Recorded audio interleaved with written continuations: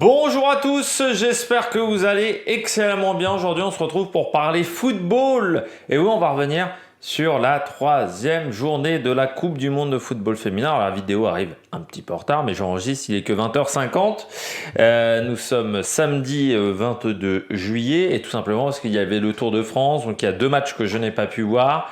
J'ai pu un peu voir le match du Danemark-Chine, mais je ne l'ai pas vu entièrement. Et USA-Vietnam, par contre, en pleine nuit, que je n'ai pas regardé, sinon les deux, enfin que j'ai vu qu'un résumé, sinon les deux autres, je les ai regardés en intégralité. N'hésitez pas à vous abonner à la chaîne, à réagir dans les commentaires, à mettre un pouce bleu, à partager la vidéo sur les réseaux sociaux, notamment auprès de vos proches, si vous pensez que ça peut les intéresser. Dans les commentaires, n'hésitez pas à me dire quelle équipe vous a plu, quelle équipe vous a déçu, ce que vous avez pensé des différents matchs, et puis on regardera le programme de demain également. Puis quand vous vous abonnez à la chaîne, si vous en avez le moyen et que vous voulez soutenir la chaîne, vous pouvez faire un super thanks. Vous pouvez également aller voir EPS 2.0 sur la plateforme de podcast Amazon, Deezer, Spotify, Google. Et puis aller voir TikTok également, le débrief à la mi-temps des rencontres, à la fin du match également, un petit débrief rapide juste après le match sur TikTok. On commence tout de suite par le premier match de la journée, c'était États-Unis-Vietnam. Les États-Unis qui ont gagné 3-0, il y avait une différence de niveau entre ces deux équipes. Encore une fois, ce football asiatique qui est un petit peu le parent pauvre, si je devais qualifier ainsi, du football féminin.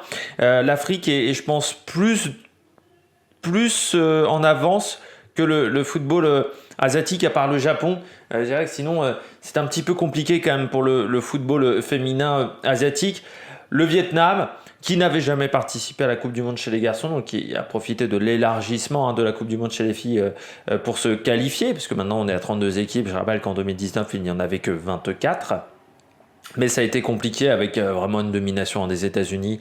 0 tir pour les Vietnamiennes, seulement 34% de possession, avec une précision de passe qui est la plus mauvaise depuis le début de la compétition, seulement 48% de possession de balles. Puis moi j'ai regardé le résumé, et vraiment les États-Unis se sont amusés. J'ai même envie de dire qu'il n'y a pas eu une très bonne finition de la part des Américaines. 7 tirs cadrés sur 28 tirs au total. Mais bon, les États-Unis sont partis à peu près sur le même rythme que lors des dernières Coupes du Monde, même si je me souviens que le premier match, je crois que c'était face à la Thaïlande à l'époque, en 2019, avait été une démonstration à Reims. Je ne sais plus si ça n'avait pas été un 8 ou un 9-0. Le score avait été énorme, le premier match des États-Unis. Les États-Unis que je ne pourrais voir qu'en troisième match. Donc ça va être un peu, c'est la seule équipe qui est dans cette situation-là, mais je pense que c'est pour les compatriotes américains pour qu'ils puissent voir les matchs en direct à des horaires à peu près normaux, qu'ils ont calé les matchs très tôt. Donc le prochain match qui sera États-Unis-Pays-Bas, qui sera pourtant un très bon match. Alors peut-être que j'essayerai de le regarder en replay. Ça sera également à 2h du matin. Mais voilà, ce États-Unis-Vietnam, il y avait un monde d'écart entre les États-Unis et le Vietnam sur ce match. Je vais regarder, on va passer tout de suite au match du Danemark aussi, parce qu'on ne va pas épiloguer non plus sur ce match. Les morceaux que j'ai vus de ce match Danemark-Chine, j'ai trouvé que la Chine avait tenté en fait beaucoup de jouer en contre, ne voulait pas forcément avoir la possession du ballon, ce qui était assez surprenant, mais avait, même sans avoir véritablement la possession du ballon, ils étaient à 43% de possession de balle, avait plutôt la maîtrise du match, mais n'a jamais réussi à être dangereux. C'est-à-dire dans les 20-25 minutes que j'ai vues, parce que j'ai vu un peu de la première mi-temps, un peu de la deuxième mi-temps, j'ai vu vraiment la fin du match, le but, je l'ai vu, et le tout début de la rencontre, avant que j'enregistre pour le cyclisme, j'ai senti que du côté de cette équipe chinoise, on avait la maîtrise du match, mais on ne savait pas quoi faire de cette maîtrise du match, alors qu'offensivement c'était pauvre. Ça m'a rappelé un petit peu le match qu'elles avaient réalisé, les 3 matchs qu'elles avaient réalisés en 2019. C'était une équipe qui avait jamais réussi à produire un jeu très intéressant. Alors c'était solide en défense, mais offensivement, il n'y avait rien. C'était une équipe qui avait jamais réussi à se créer d'occasions vraiment dangereuses. Après, est-ce que c'est pas le problème aussi de la Chine? C'est-à-dire que dans les mentalités de la Chine, on le voit dans pas mal de sports quand même différents, l'objectif, c'est que le sport est un travail, ce n'est pas une passion en Chine. C'est un travail comme un autre. Donc elles ont fait le job, on va dire, mais sans avoir ce grain de folie qu'il faut avoir quand on a la passion de son sport, ou quand on veut créer du spectacle. Et en Chine, l'objectif du sport, c'est de faire son travail et de gagner, mais pas forcément de faire du spectacle, de faire autre chose. Et je pense qu'avec certains sports, la mentalité chinoise, ça ne fonctionne pas. Et là, ça a été très compliqué, hein, tout simplement, pour les Chinoises qui... c'est solide, hein, défensivement. Bon, les Danoises, elles se sont vraiment cassées les dents pour avoir des situations offensives très dangereuses. Mais ça a été dur quand même de proposer du jeu. Alors que les Danois semblaient moins avoir la maîtrise du match, mais elles se sont procurées les situations les plus dangereuses, parce qu'il y aurait pu avoir un deuxième, voire un troisième but sur des situations un peu plus énervées. Je pense notamment que l'entrée en jeu dans ce match de Vansgaard a été très intéressante. C'est Amalie Vansgaard, je vais le faire comme Vingegaard, donc Vansgaard, comme ça, un truc un peu dégueulasse, a fait beaucoup de bien à cette équipe du Danemark, parce que vraiment elle a apporté beaucoup offensivement, et puis Pernilla Harder également, qui est attaquante de pointe, qu'on avait vu déjà lors du dernier Euro. C'était une équipe qui avait été assez solide, mais je crois me rappeler sur le dernier Euro qu'elles n'avaient pas forcément réussi à trouver la solution sur le dernier Euro. Donc on espère que ça sera un peu plus le cas sur cette Coupe du Monde, mais c'est une équipe qui peut aller en huitième. Malgré tout, hein, la qualif pour les huitièmes dans ce groupe-là va être assez serrée, parce que l'Angleterre est devant, mais que derrière, tout le monde est très très proche. Bon, on repasse au match entre la Zambie et le Japon, donc match que j'ai vu en intégralité ce matin, match où on a eu une domination du Japon en deuxième mi-temps. C'est très surprenant comment l'équipe de Zambie a joué.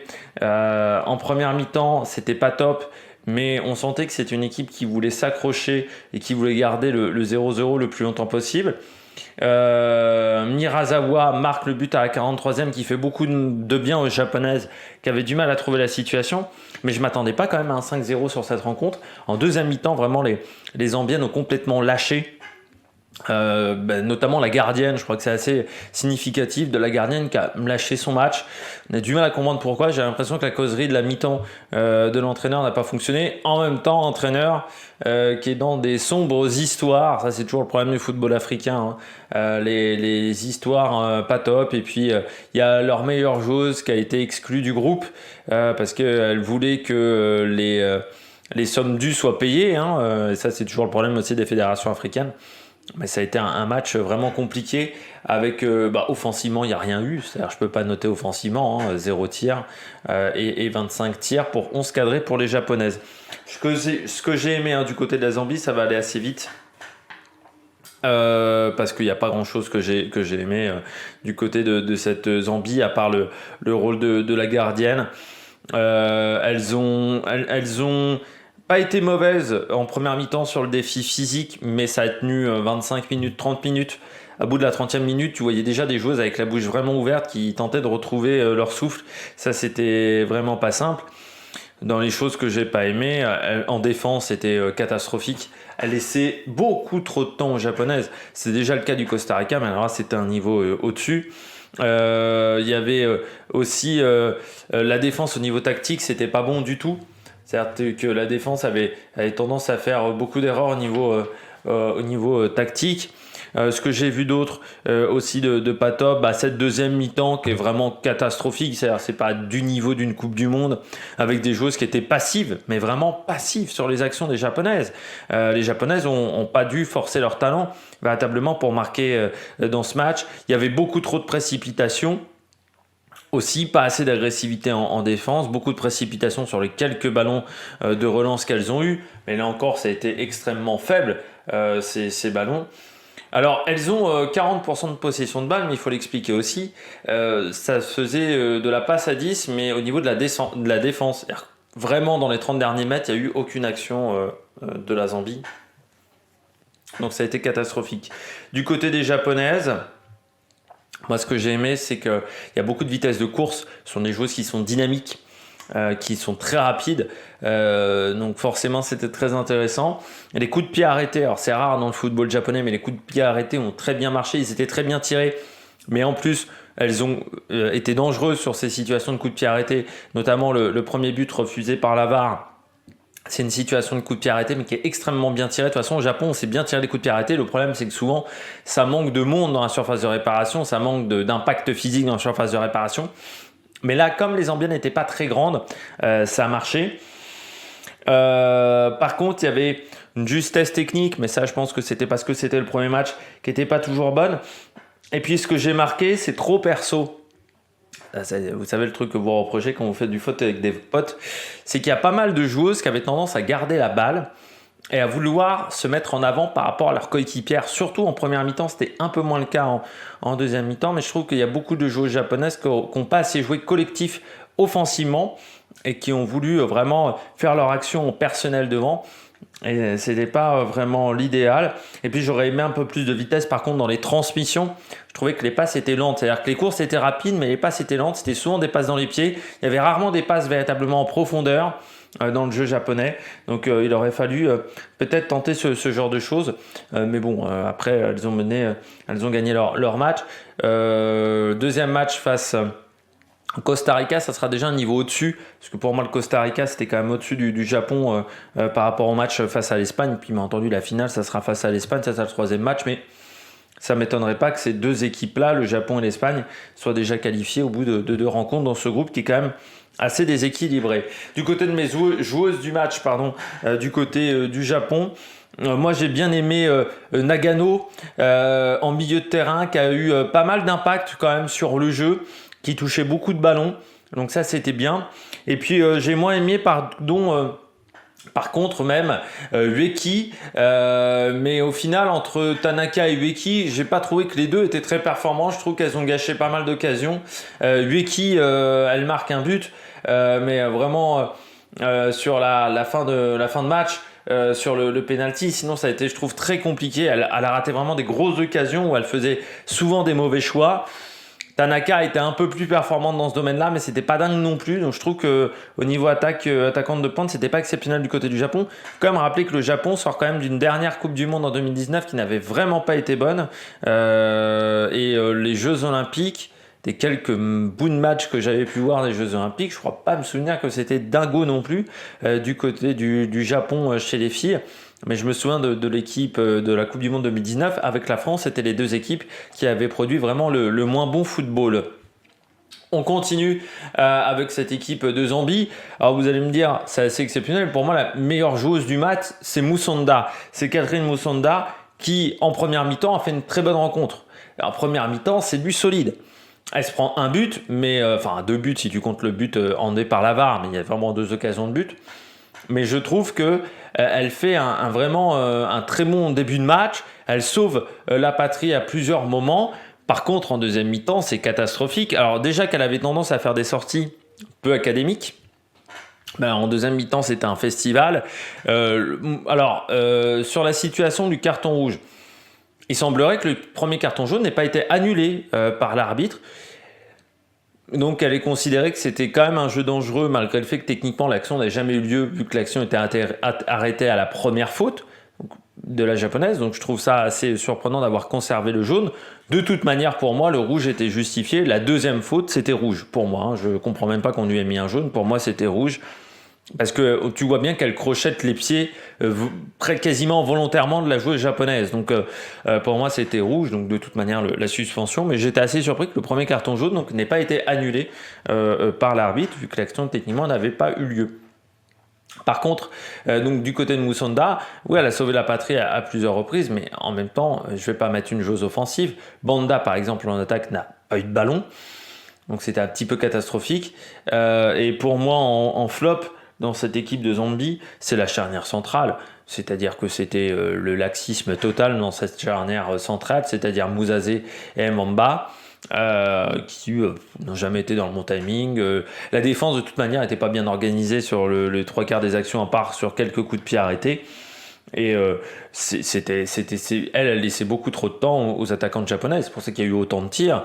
Elles n'ont jamais arrêté les attaquantes japonaises. Elles les laissaient vraiment partir. C'est-à-dire que les attaquantes japonaises avaient le temps de prendre leur vitesse avant qu'elles se décident à un moment à intervenir. Mais ce qui fait qu'elles intervenaient soit en retard, soit elles faisaient faute. Enfin, voilà, il y avait un vrai problème d'organisation dans cette équipe de Zambie, de Bruce Mwape, qui est donc dans la tourmente, le coach zambien.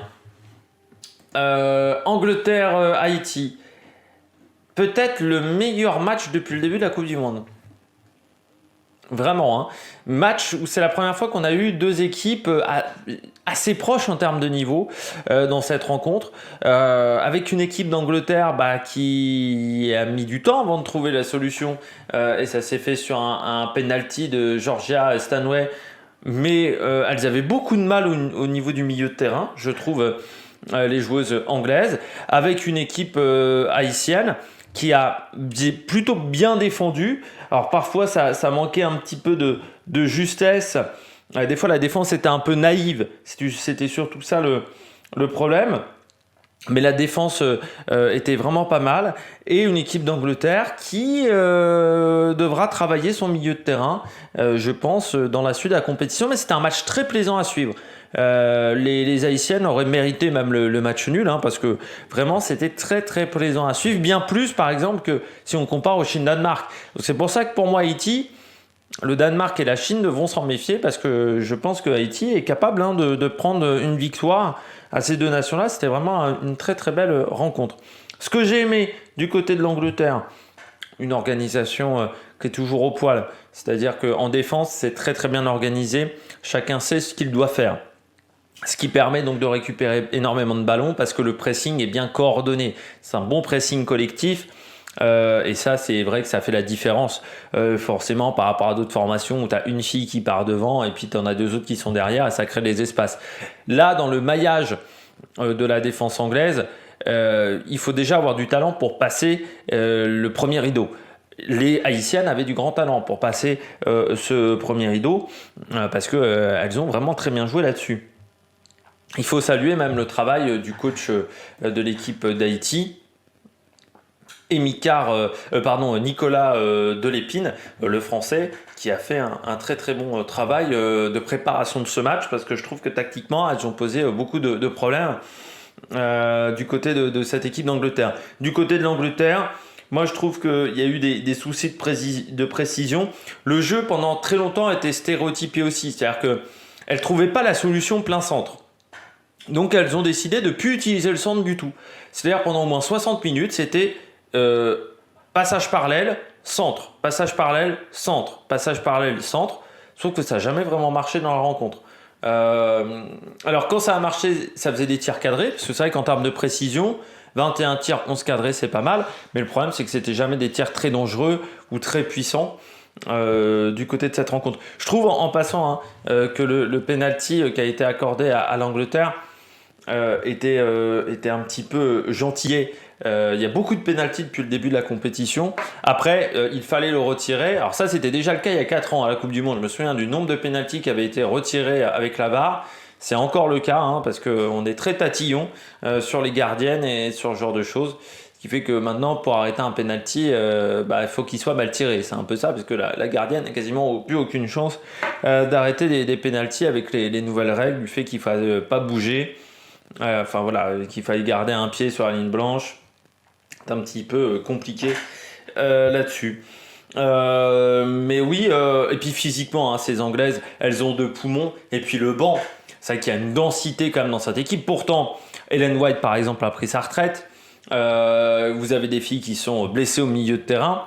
C'est peut-être là où il y a peut-être un peu moins de densité. Mais quand même, au milieu de terrain, on a Watch, Toon, Stanway. C'est quand même des filles de haut niveau.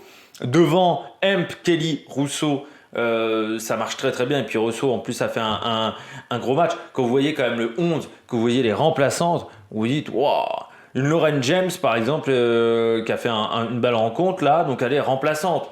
Vous avez des filles qui ont vraiment un très très grand niveau. Rachel Daly, qui était titulaire et maintenant remplaçante. Mais c'était vraiment cette équipe d'Angleterre, elle a une densité de banc qui est assez dingue, que peu de nations peuvent avoir, et ce qui fait que cette Angleterre, forcément, elle fait partie des 3-4 équipes qu'on attend quand même en demi-finale ou qu'on attend faire un bon tournoi, hein. Ça, c'est clair et net. Du côté d'Haïti, moi, ce que j'ai aimé, tactiquement, c'était en place. Il y a pas mal de petites équipes qu'on a vues sur cette Coupe du Monde où tactiquement, il y avait beaucoup de choses à redire. Là, il y avait une tactique qui était en place. Ce que j'ai aimé aussi, c'est qu'elles ont osé jouer. Il y a beaucoup de petites nations qui décident de jouer petit bras, de jouer bloc défensif, ce qu'avait fait notamment l'Irlande face à l'Australie. Elles ont décidé de jouer. Elles ont décidé de jouer leur ballon d'attaque, de monter parfois à 3, 4, 5 filles devant. Donc ça, c'était très bien. Il y avait des bonnes idées offensives aussi. Les joueuses offensives, surtout Dumornay, mais même Mon Désir, même Borgella, en début de match, il y avait vraiment des très très bonnes idées. C'est dommage qu'elles aient perdu Borgella, même assez vite sur blessure. Je pense que ça doit être des ligaments croisés, parce qu'elle criait vraiment, elle pleurait sur le terrain. On aurait même pu couper les micros à ce moment-là. C'était assez gênant, parce qu'elle était à côté d'un micro du stade pour capter les bruits d'ambiance. Ça fait qu'on entendait vraiment ses pleurs. On aurait peut-être pu se débrouiller pour débrancher les micros à ce moment-là pour ne pas entendre les pleurs. Le jeu en profondeur marchait extrêmement bien. Dumornay faisait des passes sensationnelles. Et elle est arrivée également à se projeter rapidement. Le souci, c'était les relances. Les relances défensives, pas toujours très bonnes. Et puis la précipitation, hein. Quelquefois elles ont gâché des occasions parce qu'elles se sont un peu trop précipitées. Elles ont voulu faire la passe de trop, la passe trop vite, pas voulu attendre un petit peu avant de se projeter vers l'avant, et un peu de justesse technique. Dommage aussi la deuxième mi-temps, un peu moins d'intensité physique. Il y a une petite baisse à un moment dans la rencontre, puisque j'ai bien nommé, mais aussi c'est la défense. Ça communiquait extrêmement bien en défense, donc ça coulissait très bien. C'est pour ça qu'aussi ces Anglaises n'ont pas eu beaucoup d'espace pendant cette rencontre, donc c'était vraiment un match très plaisant. Encore une fois, si vous pouvez le voir en replay, je vous invite à le regarder. Du côté de l'Angleterre, quelle fille je mettrais au top? J'ai mis moi Alex Russo, qui je trouve a fait un très bon match. Vraiment, c'est pas simple de rentrer dans les souliers, on va dire, d'Ellen White, qui était là l'année dernière, qui a décidé d'arrêter, parce que Ellen White, elle avait un apport offensif qui était très important, mais c'était aussi un peu, elle n'hésitait pas à faire des passes à ses coéquipières. C'était un peu comme Giroud, hein. Ellen White, c'était un peu la tour de contrôle de l'attaque anglaise. Passer après elle, c'était compliqué. Et puis, moi, je dirais Ella Toone, au milieu de terrain, qu'on a assez peu vu, pas toujours juste dans ses décisions, qui a eu beaucoup de mal par rapport aux attaques du côté de Dumornay ou même du côté de Louis. Elle avait beaucoup de mal à les contrer. Mais ça après, et offensivement, ce milieu de terrain qui avait peu d'impact de toute manière. Après, c'est elle qui prend, mais on aurait pu mettre un peu aux autres, parce que je trouve que souvent, on passe de Lucy Bronze à Kelly, et qu'au milieu de terrain, au centre, il n'y a pas grand-chose qui se passe. Mais c'était déjà ce que je reprochais à l'équipe anglaise l'année dernière. Je me souviens d'avoir mis énormément de fois Kirby en flop. Donc c'est toujours un peu le défaut que je trouve de cette équipe anglaise. Du côté d'Haïti, pour moi, la joueuse du match, c'est Dumornay, qui a fait une super rencontre. Voilà, si je devais... pour moi, c'est vraiment la fille qui a fait un super match. Voilà, elle a tenu la baraque pendant toute la rencontre, Dumornay, donc c'était vraiment très bien. En flop, c'est difficile à dire. Moi, j'ai mis Jeudi, mais parce que je l'ai peut-être un peu moins vu que d'autres joueuses. Pour moi, la défense a bien joué. Alors peut-être Joseph qui était un peu plus en difficulté, mais c'était pas énorme. La gardienne a fait un bon match aussi. Ouais, je dirais Jeudi que j'ai un peu moins vu au milieu de terrain. Bon, on regarde le programme de la journée de dimanche. 3 matchs en ce dimanche, parce que c'était la seule journée avec 4 matchs ce samedi. Dimanche 23 juillet, 3 matchs à 7h Suède, Afrique du Sud. 9h30 Pays-Bas, Portugal. Et puis à 12h France, Jamaïque. Les 2 premiers matchs sur France 3, le dernier sur M6 pour l'entrée en lice de cette équipe de France. 3 matchs, vous aurez les résumés, les débriefs rapides sur TikTok. Et puis, je vous ferai le résumé de cette journée. Alors, peut-être que ça arrivera en décalé aussi, parce que comme il y a le Tour de France Femmes, qui aura le débrief de l'étape du Tour de France Femmes, qui va y avoir également l'étape masculine. On va voir comment on va imbriquer tout ça au niveau du programme demain. Donc ça sera pas à 18h je pense. Par contre lundi, à partir de lundi, on pourra refaire 18h tranquillement. Il y aura juste samedi où je crois que l'étape est encore assez tardive et qu'en plus on n'a pas un AMA Jamaïque qui a lieu à 14h30. C'est le match le plus tard je crois de la compétition.